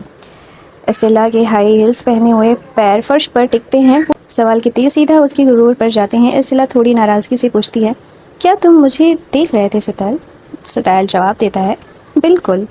दोनों एक डार्क कॉरिडोर में छत के नीचे खड़े होते हैं। एक ऐसी मुस्कान जिसमें फिक्र और चालाकी दोनों ही छुपी होती। सतायल हल्की सी मुस्कान के साथ कहता है, क्या तुम्हें वाकई में लगा कि मैं तुम्हें वहाँ अकेले भेज दूंगा। उसके जवाब ने साबित कर दिया था कि इस महफिल में भी कोई अकेला नहीं था। स्टेला सोचती है, उसकी बातों से लगता है वो शुरू से ही वहाँ मुझे देख रहा था। अगर उसे यही सब करना था तो पहली बात तो मुझे ऐसा क्यों लगने दिया कि मैं अकेली थी। ये मेरा पहला मौका था इतने बड़े जश्न में हिस्सा लेने का और मैं पूरी तरह से खो चुकी थी। आज रात तक मैं बस किसी अजीब दावत में ही गई थी जहाँ मैं पुराने कपड़े पहनकर कोने में बस खड़ी रहती थी और लौटने के वक्त का इंतज़ार करती थी। यहाँ पर उसका फ्लैशबैक दिखाया जाता है जब वो बहुत अकेली होती है। स्टेला आगे सोचती है, ना किसी ने मुझे ढूंढा, ना किसी ने मुझसे बात की और किसी ने मेरी तरफ एक बार भी मुड़कर देखा भी नहीं। लेकिन आज हवा का रुख कुछ और ही था। मैं वहाँ बस एक परछाई की तरह थी, लेकिन आज सब कुछ अलग था। वो सोचती है, सिला फ्लैशबैक में अपने पेंडेंट को देखती है और उस ड्रेस और उस ज्वेलरी के साथ सतैल ने जो दी थी उसके बारे में सोच रही होती। मैं बॉलरूम के ठीक बीचों बीच खड़ी थी, हज़ारों मेहमानों की नज़रें सिर्फ मुझ पर। ये एक अजीब सा एहसास था और मैं शुरू में थोड़ी डर भी गई थी, लेकिन जैसे जैसे वक्त बीता मेरी बेचैनी कम हो गई। मुझे लगा कि ये सब इतना भी बुरा नहीं था। स्टेला की खूबसूरती का क्लोजअप यहाँ दिखाया जाता है और सबसे मज़ेदार की बात तो ये थी कि उस नकाब के पीछे की शख्सियत किसी को मालूम भी नहीं थी। वहाँ कोई नहीं जानता था कि मैं राजकुमारी स्टेला हूँ और सिर्फ इसी वजह से मैं वहाँ जो चाहूँ कर सकती थी। मैं बचपन से ही काउंट बेलवर और महारानी को देखती आ रही हूँ। मैंने देखा कि कैसे उसने खुद को उस महारानी के आगे झुका दिया और सीधा ताकत की कुर्सी तक जा पहुँचा। ये सब जानते हुए मुझे लगा था कि मैं अपनी बातों से उसे ठहरा के हिला दूंगी। मैंने कभी कल्पना भी नहीं की थी कि सतैल ये सब कुछ देख रहा होगा। क्या वो मुझे यहाँ इसलिए लाया था क्योंकि आज रात ऐसा कुछ हुआ जिसने उसे परेशान कर दिया? क्या मैंने कुछ गलत किया? यहाँ पर वो घबराई हुई होती है और उससे पूछती है। सतैल बड़ी ही मुस्कान के साथ और प्यार और नरमी के एहसास के साथ कहता है, बिल्कुल भी नहीं, तुमने मेरी उम्मीद से कहीं ज़्यादा बेहतर काम किया है। इतना सुनते ही स्टेला तो जैसे हैरान ही हो जाती है। हर सवाल के पीछे एक मकसद होता है और अब उसे सब समझ आ रहा होता है। स्टेला सोचती है, अब मुझे समझ आ रहा है कि उसने मुझे अकेले क्यों भेजा था। उसकी आंखों में चेहरे के नज़दीक दिखता है और गहरी सोच में डूबी हुई होती है।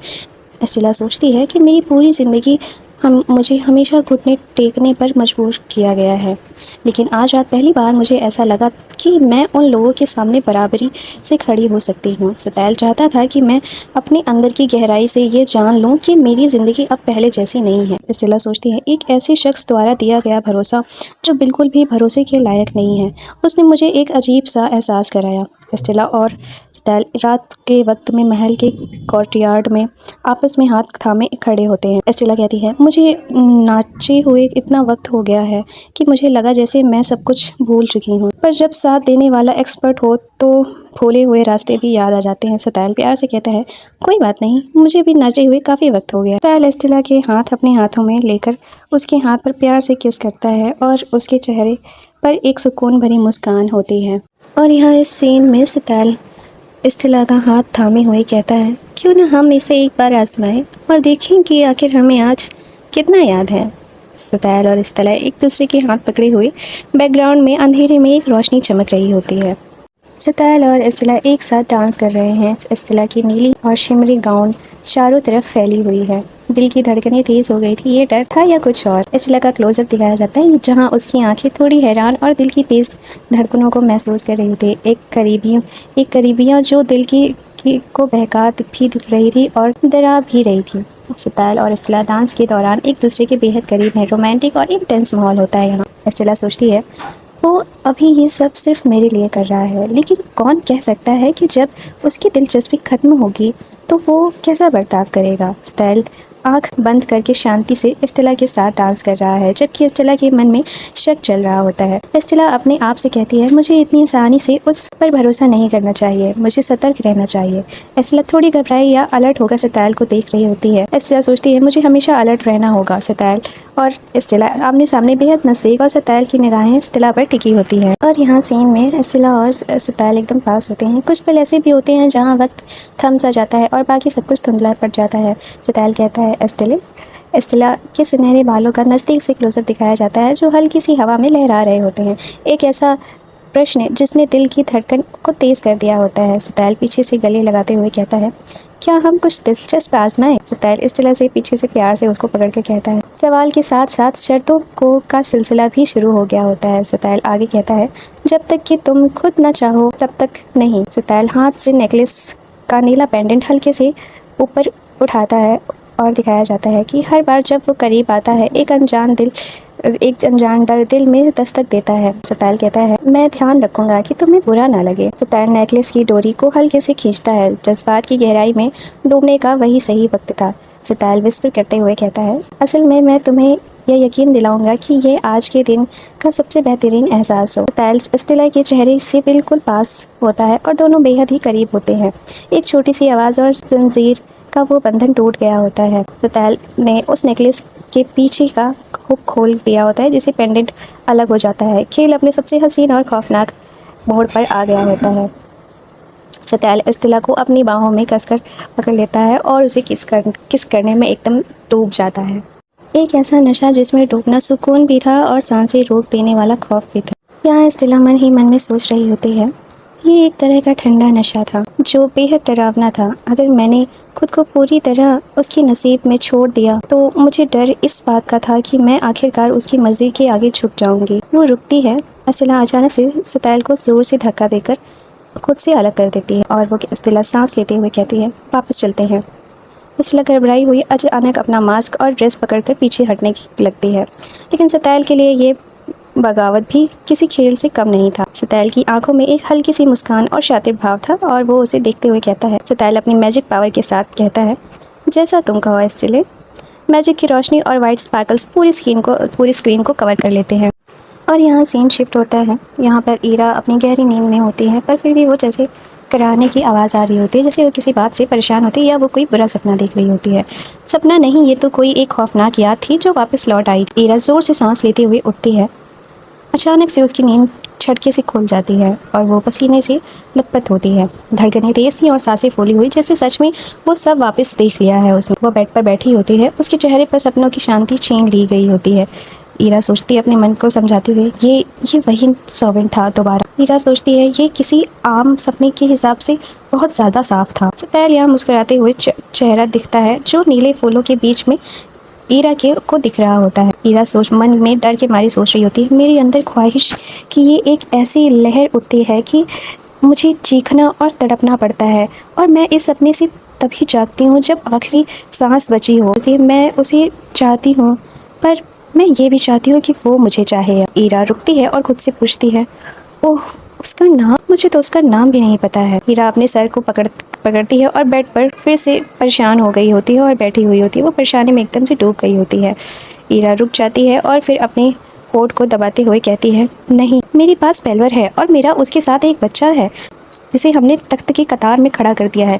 मैं इस सब को राख नहीं कर सकती हूँ। वो अपनी पुरानी जालों को याद करते हुए सोचती है कि अगर कोई इस सब में कदम रखती है तो किस तरह सब कुछ बर्बाद हो जाएगा और अब एक बदलाव उम्मीद भी बुझ चुकी थी। सतैल कहता है, और फिर भी आसमान का ये अब्स्ट्रैक्ट धुंधला व्यू जहाँ पर्पल कलर्स मिक्स हो रहे होते हैं। ईरा फिर से सो गई होती है आराम से और सतैल वहाँ पीछे खड़े होकर मुस्कुराता है और कहता है, इंसानों का जुनून बहुत ही साधारण होता है। वह अंदर चलकर आता है खिड़की से और आगे कहता है, ये गर्म और तेज चलता है और अचानक से एक पल में गायब हो जाता है। उनके दिलों में पैशन को धड़काना सच में बहुत आसान है, लेकिन तुम स्टेला, तुम तो काफ़ी अलग हो। वो स्टेला के बारे में सोच रहा होता है और उसकी आंखों में जैसे अलग ही चमक दिख रही होती है। वो आगे सोचता है, मैं बस तुम्हारे साथ उतने ही प्यार से जेंटली पेश आना चाहता हूँ जितना हो सके। वो अपनी पुरानी फ्लैशबैक को याद कर रहा होता है। सतैल आगे कहता है, अगली बार मुझे खुद से दूर मत करना। यहाँ एक ऐसी बात का जिक्र होता है जिससे ये समझ में आता है कि लगता है सतैल और स्टेला एक दूसरे को पहले से ही जानते हैं। सतैल खुद से सवाल करते हुए कहता है, ये अजीब सा एहसास कैसा था?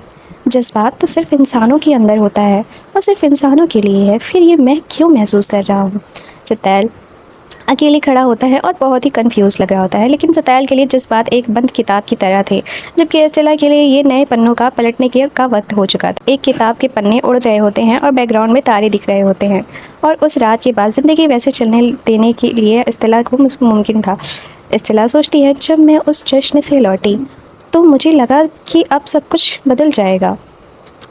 स्टेला खुद से कहती है, अगर मैं सतैल के इशारों पर नहीं चलना चाहती तो मुझे अपने दम पर ज़्यादा ठोस फैसले लेने होंगे।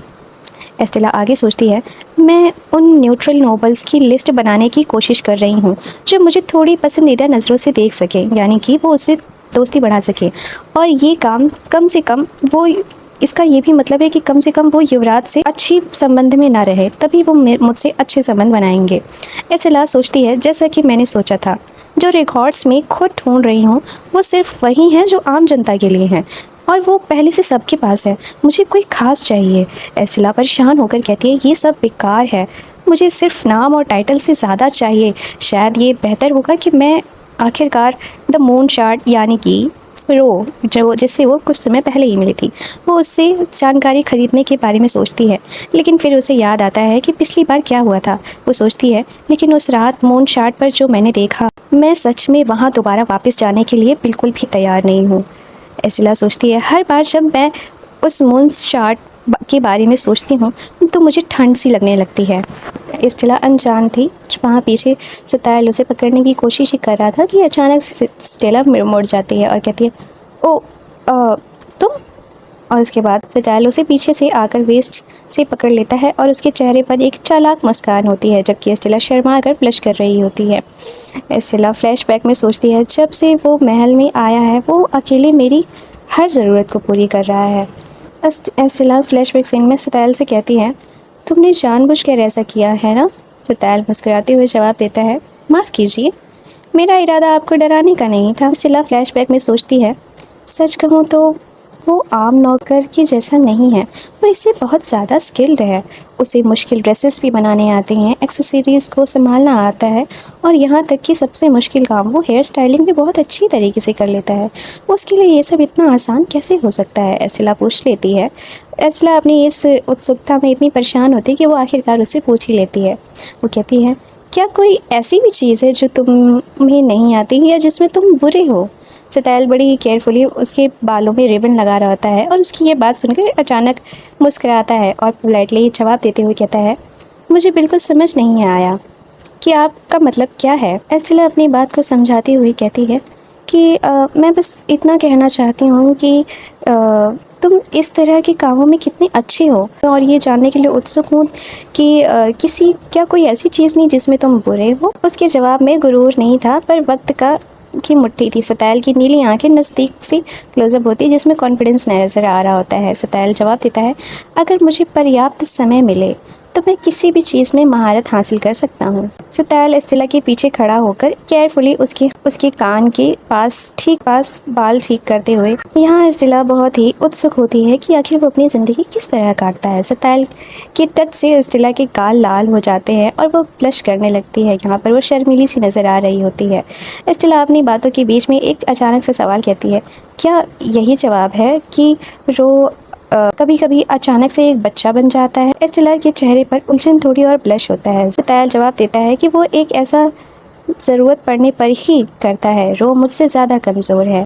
सतायल एक जेंटल स्माइल के साथ एस्टेला को देखता है। रूप बनाना और इसे बनाए रखना एक आसान काम नहीं होता है। एस्टेला थोड़ी हंसने का ट्राई करती है और निगाहें हल्की सी ऊपर की तरफ करते हुए देखती है। एस्टेला सोचती है, ज़रा उसे देखो तो सही, कैसे अपनी ताकत के बारे में शेख ही बघार रहा है। वो इस समय थोड़ी मजाक के मिजाज में होती है। सतायल हल्का सा ग्लेंस करता है। एस्टेला थोड़ी सी फ्रस्ट्रेटेड और लाल दिखने लगती है। सोचती है कि ओह, मैं इतनी फालतू और बेकार बातें कैसे सोच सकती हूँ। ख्यालों का तूफान अभी थमा ही था कि हकीकत ने दरवाजे को खटखटा दिया। सतायल अचानक सीरियस होकर पूछता है, क्या कुछ गलत हुआ है? एस्टेला जवाब देती है, महारानी की मुख्य दासी यहाँ आई है। दरवाजे पर दस्तक होती है। दासी की आवाज़, महारानी साहिबा ने आपको बुलाया है, महारानी के बगीचे में हाजिर होने का आदेश दिया है। एक हैवी और रॉयल दरवाजे के क्लोजअप दिखाया जाता है। महारानी एस्टेला हैरान होकर सोचती है, हीरा, लेकिन वो तो पिछले कुछ समय से बहुत खामोश है और आज उसने मुझे कैसे बुला दिया? एस्टेला थोड़ी डरी हुई और झटके से मिलती है और दूर की तरफ देख रही होती है। एस्टेला जल्दी से अपने साधारण कपड़े ठीक करते हुए चेयर से उठती है और एस्टेला सोचती है, लगता है मुझे कपड़े बदलने पड़ेंगे। अगर मैं इन कपड़ों में गई तो वो पक्का चिढ़कर इन्हें फाड़ देगी। लेकिन सतायल आगे आता है और एस्टेला को हैरान और डरे हुए उसे मुड़कर देखती है। सतायल उसे रोकते हुए कहता है, उसकी कोई ज़रूरत नहीं होगी। एस्टेला घबराती हुई बोलती है, पर महारानी साहिबा। वो दोनों अभी भी आमने सामने खड़े होते हैं। एस्टेला उसे देख रही होती है और सतायल उसकी तरफ देखते हुए कहता है, यहाँ किसकी मजाल है जो तुम पर हाथ भी उठाए? ये फिक्र थी या गुरूर, जो भी था, एक पल के लिए उसने दुनिया की हर चोट को भुला दिया था। सतायल हल्की सी मुस्कान के साथ प्यार से एस्टेला के चेहरे और जॉ लाइन को सहलाकर एस्टेला ब्लश करने लगती है। सतायल आगे कहता है, तुम्हें कुछ नहीं होगा एस्टेला। एस्टेला चलते हुए गार्डन एरिया में जाती है। वहाँ बाकी दरबारी लोग और फव्वारा दिख रहा होता है। बैकग्राउंड में किसी की आवाज़ इस तरफ आई है। एस्टेला रुक कर थोड़ी टेंशन में और नर्वस फील करने लगती है, क्योंकि उसे अचानक एहसास होता है कि यहाँ तो एस्टेलॉन है। वो कहती है, तब से एस्टेलॉन कहता है, तुम लेट हो एस्टेला। वो उसे देख रहा होता है। एस्टेलॉन क्लोजअप जहाँ थोड़ा शातिर अंदाज में चाय का कप उठाए मुस्कुराते हुए देख रहा होता है। वो कहता है, तुम्हारा इंतज़ार करते करते तो मेरी चाय ठंडी ही हो गई। एसिला एसिलॉन के सामने खड़ी होती है और रॉयल चेयर पर वो बैठा होता है। एसिला उसे झुक कर ग्रीटिंग करती है और कहती है, आपसे मिलकर खुशी हुई योर हाइनेस। कुर्सी खींचने की आवाज़ आती है और एसिलॉन आगे से आगे बढ़कर कुर्सी खींचता है ताकि एसिला बैठ सके। एसिलॉन इशारा करते हुए कहता है, बैठो। एसिलॉन कप में चाय डाल रहा होता है जबकि एसिला बैठी होती है। एसिलॉन कहता है, आजकल तुम तक पहुंचना मुश्किल हो गया है। एसिला और एसिलॉन आमने सामने बैठे होते हैं। एसिला जवाब देती है, मुझे बताया गया था कि महारानी ने मुझे बुलवाया है, लेकिन यहाँ मैं किसी वजह से तुम्हारे सामने बैठी हूँ। एसिलॉन कहता है, अगर मैंने तुम्हें सीधा बुलवाया होता तो तुम कभी नहीं आती। एसिला थोड़े गुस्से से पूछती है, तुमने तो शुरुआत से ही मेरी बात कभी ध्यान ही नहीं दिया है ना, मुझे क्यों बुलाया? एसिलॉन ने अपने कप और सॉसर को रखते हुए कैजुअली जवाब दिया। एसिलॉन कहता है, ओह रिलैक्स करो एसिला। एसिलॉन मुस्कुराते हुए कहता है, मैंने तुम्हें इसलिए बुलवाया क्योंकि मैं तुम्हें देखना चाहता था। एसिला थोड़ी शौक और हैरान और कंफ्यूज एक्सप्रेशन देती है और उसके थोड़ा पसीने भी छूट रहे होते हैं। एसिलॉन आगे कहता है, जैसा कि तुम तो जानती ही हो, इस बोरिंग से महल में मेरे पास करने को कुछ ज़्यादा है ही नहीं। एसिला एसिलॉन के सामने बैठे हुए एसिलॉन की बातें और चालाक मुस्कान को देख रही होती है। तभी उसे अपनी पिछली ज़िंदगी और पिछली बातें याद आने लगती है। वो फ्लैशबैक में बताती है कि मेरा सौतेला भाई मुझसे कुछ ही महीने का छोटा है, लेकिन उसकी ज़िंदगी बिल्कुल अलग थी। वो युवराज के रूप में जीता था, जबकि मैं एक गुलाम की और कोख से जन्मी बेनाम राजकुमारी थी। महारानी के बेटे और एक चहेते युवराज के रूप में वो अपने आसपास के लोगों के शुमार प्यार से बड़ा हुआ है। क्योंकि वो बचपन में कमज़ोर था, महल में हर कोई उस पर हद से ज़्यादा ध्यान देता था। उस घमंडी लड़के एसिलॉन के लिए मैं बस एक खेलने का खिलौना थी। एसिला अपने डार्क पास्ट के बारे में सोचती है। जब गिफ्ट में मिला उसका पोनी अचानक मर गया तो उसने अपने राइडिंग क्रॉप से मेरा ही शिकार किया था। एसिलॉन थोड़ा गुस्से और इरिटेटेड चश्मा पहने हुए यहाँ देख रहा होता है। जख्मों के निशान तो मिट गए, पर दिमाग में छिपी वो जख्म आज भी हरे थे। एसिला फाइनली सोचती है कि वो दिन आज भी मेरे सपनों में आकर मुझे डराते हैं। एसिला का थोड़ा सा डार्क ट्रॉमा से भरा क्लोजअप दिखाया जाता है। प्रेजेंट टाइम में वो टेबल पर परेशान होकर नीचे देख रही होती है। सीन प्रेजेंट में शिफ्ट होता है और एसिलॉन मुस्कुराते हुए और स्टाइल की तरफ देखते हुए कहता है, तुम ज़रूर वो नए नौकर हो और जो राजकुमारी के लिए असाइन किया गया है, क्यों मैं सही हूँ ना? यहाँ एटमॉस्फेयर थोड़ा टेंशन भरा दिखाई देता है और वो आगे कहता है, पूरा महल तुम्हारे बारे में बातें कर रहा है, वो सिर्फ एक नौकर ही है। उसे ये बात बड़ी ही चुभ रही होती है। एसिलॉन आगे कहता है, क्या तुम सच में अपने उस नौकर के साथ बेकार के खेलों में लगी हो? एस्टेला, ओ माय एस्टेला, मुझे लगता है कि इस तरह की गंदी खून की नस्ल को कभी नहीं बदला जा सकता है। एसिलॉन का एक और क्लोजअप जो बहुत डिसरिस्पेक्टफुल होता है। एसिलॉन आगे पूछता है, तुम्हारी माँ का नाम क्या था भला? इलियाना? एसिलॉन आगे बोलता है, सम्राट ज़रूर उस रेगिस्तान की औरत के जाल में फंस गए होंगे। उन्होंने अपना पूरा दिमाग ही खो दिया था। लेकिन फिर वही बात, मैं समझ सकता हूँ क्यों। तुम्हारे बारे में असल में मैं भी तुम्हारे साथ समय गुजारने के लिए काफ़ी ज़्यादा पसंद करूँगा। और यहाँ एसिलॉन अपनी बात काटते हुए कहता है, पिछले कुछ दिनों से मौसम काफ़ी गर्म था, लेकिन ये जल्द ही दोबारा ठंडा होने वाला है। जल्दी ही पूरा कॉन्टिनेंट जमने वाला है। एसिलॉन गार्डन में प्रिविलेज के अंदर ये सब बातें उनके बीच हो रही थी। एसिलॉन थोड़ी मिस्टीरियस मुस्कान के साथ पूछता है, ऐसे समय में हमें क्या करना चाहिए और इसमें क्या सबसे अच्छी चीज़ क्या है? एस्टेला कॉन्फिडेंस से जवाब देते हुए कहती है, ठंड से बचना चाहिए ऑफ कोर्स, और क्या कर सकते हैं? एसिलॉन अग्री करते हुए कहता है, बिल्कुल सही, हमें छोटी चूहों की तरह ज़मीन के करीब छिप कर रहना चाहिए और इस भयानक बर्फीले तूफान से शांति से सहना चाहिए। एसिलॉन का मुस्कुराते हुए क्लोजअप दिखाया जाता है जिसमें वो उसकी फ़िक्र करने का नाटक कर रहा होता है। एसिलॉन के आगे कहता है, मेरी बात सुनो एस्टेला, आखिरकार मैं हमेशा तुम्हारा भला ही चाहता हूँ। दिखावा खत्म होता है, फैसला फिर से तय करने की बारी होती है। एस्टेला उठते हुए कहती है, मुझे अब चलना चाहिए। एस्टेला कुर्सी से खड़ी हो जाती है और जाने के लिए घूमती है, जबकि एसिलॉन अभी भी बैठा हुआ है। एसिलॉन यहाँ गुस्से में उसे घूरते हुए कहता है, किसने कहा कि तुम यहाँ से जा सकती हो? मुझे नहीं याद कि मैंने तुमसे कहा भी कि तुम खड़ी हो सकती हो। इतना कहते ही वो अपना चाय का कप उठाता है और टेबल पर से और उसे असलान कुर्सी पर बैठे बैठे जूतों पर गिरा देता है। असलान कुर्सी पर बैठे हुए गुस्से में कहता है, इसे उठाओ, मेरे जूते गंदे हो गए हैं। जलील करने का उसका सबसे पसंदीदा शौक था, जब भी बरकरार, और अब भी वो बरकरार ही था। असलान चालाकी और जलील करने वाले टोन में कहता है, मेरी मदद करोगे ना असला? असलान का रिकॉर्ड पिक्चर यहाँ पे दिखाया जाता है। असला शौक में सोचती है, असलान ने अपना जूता गिरे हुए रेड फ्लूइड के ऊपर रख दिया होता है जो गंदा दिखाई दे रहा होता है। असला यहाँ पर अपसेट हो जाती है और उसे अपनी पुरानी चीज़ें याद आने लगती हैं। वो सोचती है, मुझे इस सब की तो आदत हो चुकी है। असला खुद को कंट्रोल करती हुई अपनी नज़रें नीचे रखती है। असला सोचती है, यहाँ कोई भी आकर मेरी मदद नहीं करेगा। हमेशा की तरह मुझे मजबूरन उसकी चाय चाटनी ही पड़ेगी, जैसा कि वो हमेशा से मेरे साथ करता आ रहा है। असला सोचती है, आखिरकार ये मेरा ही काम है जो मैं हमेशा से करती आई हूँ और मुझे करना ही पड़ेगा। असला झुकती है और जैसे ही वो बैठती है, अचानक उसकी आंखें बड़ी होती हैं और उसे एहसास होता है कि जैसे वक्त की रफ्तार को रोकने वाली वो ताकत आखिरकार महल में उतर ही गई थी। एस्टेला का नज़दीक से क्लोजअप दिखाया जाता है। उसकी आंखें हैरान से सब कुछ फ्रीज़ हो चुका होता है। हर एक शख्स अपनी जगह पत्थर बन चुका होता है, जैसे कि किसी ने वक्त की घड़ी ही रोक दी हो। वहाँ मौजूद गार्ड्स और बाकी सभी लोग एकदम खड़े होते हैं, जैसे वो जम चुके हैं। सताइल आगे बढ़ते हुए वहाँ पहुँचता है जहाँ सब कुछ रुका हुआ था। जादूगरी की ये रंग इतना गहरा था कि सांसें भी बर्दाश्त से ठहर चुकी हुई थी। एस्टेला का डर और हैरानी से भरा हुआ चेहरा दिखता है, जो अनजाने में जादू को महसूस कर रही होती है। एस्टेला सोचती है, ऐसा लग रहा है जैसे मैंने अपने ही शरीर से अपना कंट्रोल खो दिया है। ये एहसास बेहद अजीब और डरावना है। गार्ड्स अपनी जगह पर बिना हिले डुले स्टैचू की तरह खड़े हैं।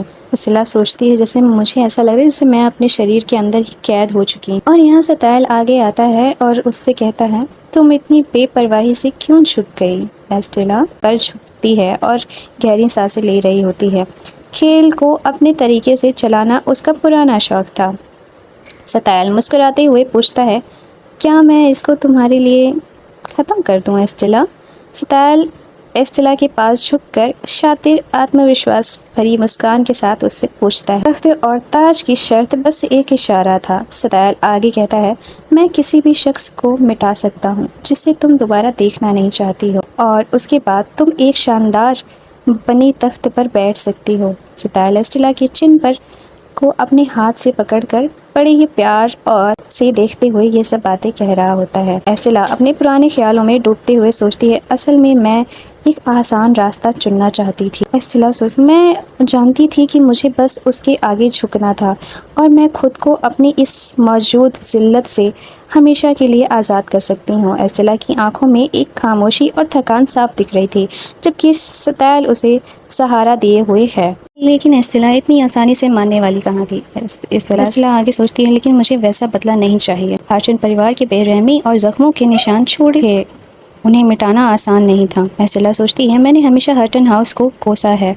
मैंने हमेशा उनकी क्रूरता पर नाराज़गी जताई है, उनका मिटने वाले ज़ख्मों पर भी जो उन्होंने मुझ पर और मेरी माँ पर छोड़े हैं। एस्टेला का रेड ब्लैक डार्क खून का रिश्ता भले ही खुरेदने वाला हो, पर आधी हर्टन होना एक हकीकत ही थी। एस्टेला खुद से कहती है, हालांकि मैं अभी भी आधी हर्टन ही थी। वहीं डार्क बैकग्राउंड जज्बात थोड़े शांत होते दिख रहे थे। एस्टेला की आवाज़, जिस रात मैंने अपनी कुर्बानी दी, मैंने एक कसम खाई थी। एस्टेला बर्फ़ के गिरते हुए आसमान की तरफ दिख रही होती है। हवा में एक लंबे सुनहरे बाल उसके उड़ रहे होते हैं। ये वही फ्लैशबैक था जहाँ पर उसने सताइल को अपने खून से बुलाने की कोशिश की थी, मतलब उसके सामने एक रिश्वत रखी थी एक तरीके से, मतलब अपने आप को सेक्रीफाइस किया। मैं उन सबसे भी ज़्यादा बेरहम बनकर दिखाऊंगी। मौत का सिलसिला इतनी आसानी से ख़त्म हो, ये उसे मंजूर नहीं था।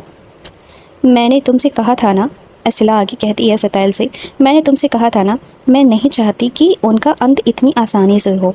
सताइल ने अभी भी एस्टेला के चेहरे को प्यार से थामा हुआ था और एस्टेला थोड़ी डार्क इमोशनलेस लुक के साथ उसे बात कर रही थी। सताइल की नीली आंखें उसके हर एक लफ्ज़ को समझ रही थी, क्योंकि खेल तो अभी शुरू ही हुआ था। सताइल मुस्कुराते हुए कहता है, जैसी आपकी मर्ज़ी योर हाइनेस। उसकी मुस्कान में एक शर्त छिपी थी जो किसी को भी अपना गुलाम बना ले। आखिरकार मैं तुम्हारा ही वफादार नौकर हूँ। सतैल एस्तेला की तरफ झुक करके उसका हाथ अपने हाथों में लेकर खड़ा होता है। सतैल एक वही रोमांटिक इंटेंसली भरा पोज जहाँ वो उसके सामने झुका हुआ है। सतैल उसके हाथ पर हल्के से किस करता है और वो अपनी साजिश को अंजाम देने वाला ही होता है। लेकिन इससे पहले कि ये लम्हा आगे बढ़ता, महल के दूसरे कोने में एक आफत आ चुकी। एसिलॉन की तबीयत नासार दिखने लगती है। वो अचानक खून की से लथपथ होने लगता है और वो दर्द के मारे चिल्ला पड़ता है। एसिलॉन अपने सीने को पकड़कर खांसता हुआ उसके मुंह से खून निकलकर ज़मीन पर गिर रहा होता है। अफरा तफरी मच जाती है और युवराज की हालत देखकर सबके होश उड़ जाते हैं। सारे गार्ड्स चिल्लाने लगते हैं और चिल्लाते हुए आगे बढ़ते हैं। युवराज, योर हाइनेस, आपको क्या हुआ? आप ठीक हैं? एसिलॉन ज़मीन पर गिर जाता है और अब सतैल पीछे से एस्टेला के करीब खड़ा होकर उसके साथ टॉन्ट भरे अंदाज में बात कर रहा होता है। गुरूर की एक आवाज़ जो ज़मीन पर पड़े हर निशान को और गंदा कर रही होती है। पर थोड़ी बहुत तकलीफ़ तो काफ़ी रहेगी, है ना एस्टेला? और एस्टेला यहाँ उसकी आंखें हैरानी से भरी होती हैं और आंखें बड़ी करके वो सामने का नज़ारा बस देख ही रही होती है। तभी सीन शिफ्ट हो जाता है और यहाँ महल के दरवाजे पर एक नई शख्सियत का स्वागत होता है। गार्ड्स खड़े होते हैं और एक नई व्यक्ति का स्वागत कर रहे होते हैं।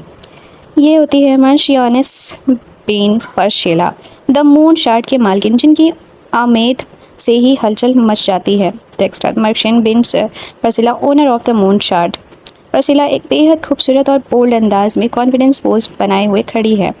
अंधेरे की साजिशों में की खबर रखना ही उसका असली काम था। बेन परसिला अपने हाथ के ग्लोव को खींचकर उतारती है और कहती है, मेरे पीछे यहाँ कुछ हुआ था क्या? और तभी एक ऐसी खबर मिली जिसने सबका ध्यान अपनी तरफ खींच लिया। बेन परशिला और उसकी असिस्टेंट हॉलवे में चलते हुए आगे बढ़ रहे होते हैं। उसकी असिस्टेंट रिपोर्ट देते हुए कहता है, क्राउन प्रिंस की अचानक और तबीयत खराब हो गई है और इसका इलाज ढूंढने के लिए एक गुजारिश आई हुई है।